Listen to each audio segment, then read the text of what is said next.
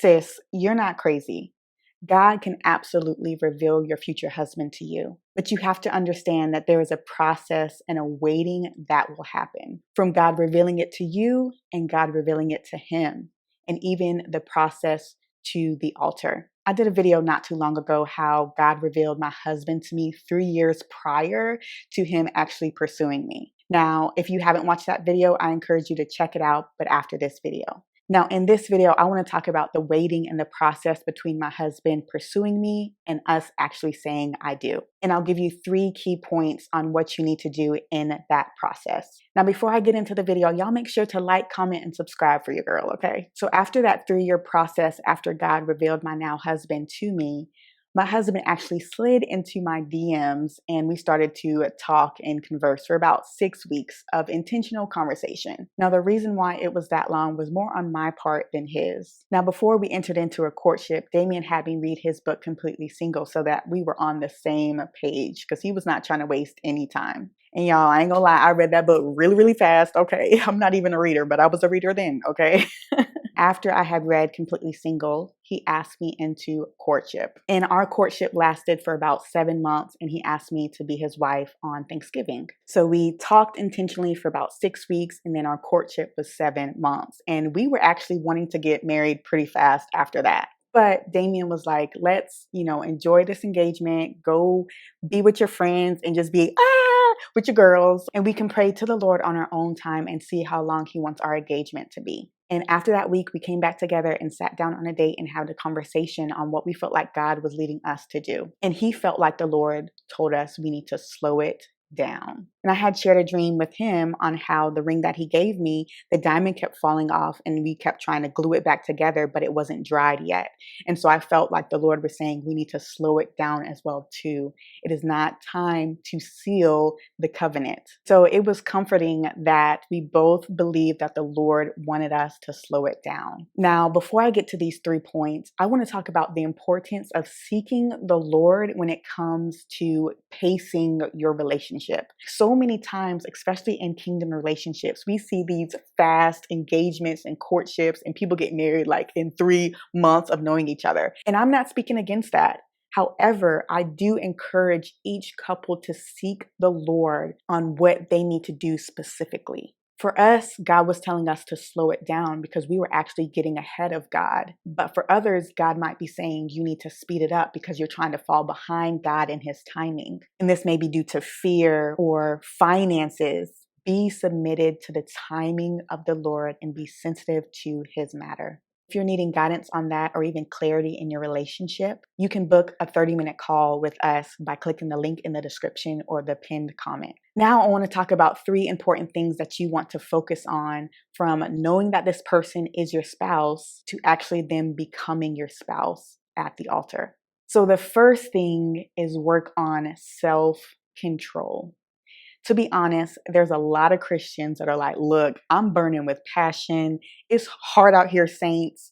Like, I'm a grown woman. I'm a grown man. These urges are strong, okay? But do not let that be the driving point and factor to when you get married. A lot of times we run with 1 Corinthians 7:9, where Paul says, if you cannot exercise self-control, it is better to get married than to burn with passion or lust. Paul is talking about the indefinite self-control of not ever getting married. Too many times people are saying, look, I'm burning in lust. Let's go ahead and just get married so we can just do this thing and not be in sin. That was even one of the reasons why my husband wanted to really get married. He was a virgin and he was like, look, I can't keep waiting. But that was not something that God wanted us to base our covenant on.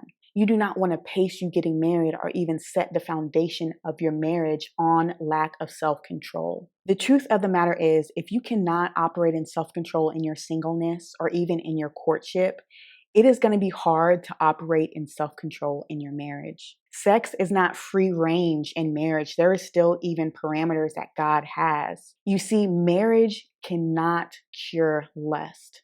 If that was the case, there would not be such things as adultery. there will be times, even in marriage, where that self control will have to be tested. For example, due to health reasons or even after having a baby. And so God wanted us to operate in self control. And I can tell you one thing, it gets harder and harder, especially as you're walking in purity, when you're getting closer and closer to the altar, where you feel like we're almost married, but we're not. And those hormones are just raging. But it is a testing ground to build that muscle of self control, because you will definitely need it in your marriage. By the grace of God, me and Damien were able to make it to the altar without falling into sexual immorality. And us operating in self control in our engagement season has helped us in times of marriage where we had to walk in it as well for a short season of time. So the second thing is friendship. God wanted us to build our friendship. If you are in a relationship as well, it is important to build friendship. I know we talk a lot about the importance of kingdom marriage and being kingdom minded and living in purpose and being married on purpose, but that does not negate the need for not only unconditional love, but also friendship. Our friendship has helped us overcome a lot of trials in our marriage, and we are able to laugh and enjoy each other's company, even when arrows of the enemy has flung at our marriage and in our lives. It is really, really important. Yes, have kingdom minded, yes, be walking in purpose and living on purpose, but don't forget to build friendship with that person. What do you enjoy doing together?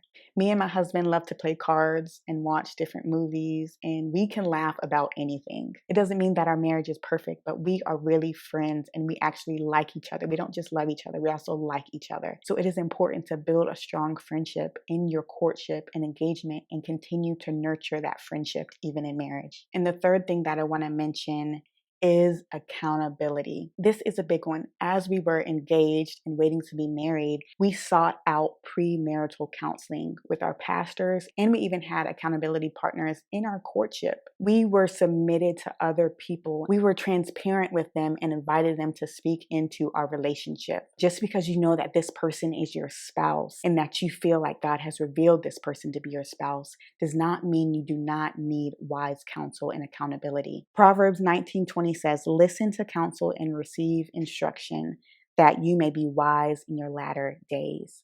I think one of the reasons why we see so many marriages ending in divorce, even kingdom ordained marriages, is because people did not seek out wise counsel, both in their courtship, but even in marriage. Too often we see people trying to seek help when the house is already on fire. But we encourage you to have accountability in your relationship at every stage so you can make sure that it is up to code. So that way you can prevent fires, but even stop it at its smallest flame. Having wise counsel is wise. If you do not have accountability, if you have not sought out premarital counseling or have godly couples speaking into your marriage and help walk alongside you, I encourage you to do so. Your relationship and your marriage will thank you for it. If you're in a relationship or even single and desiring clarity and wisdom from another godly couple, I invite you to book a 30-minute call with us and fill out the application by clicking the link in the description or even in the pinned comment.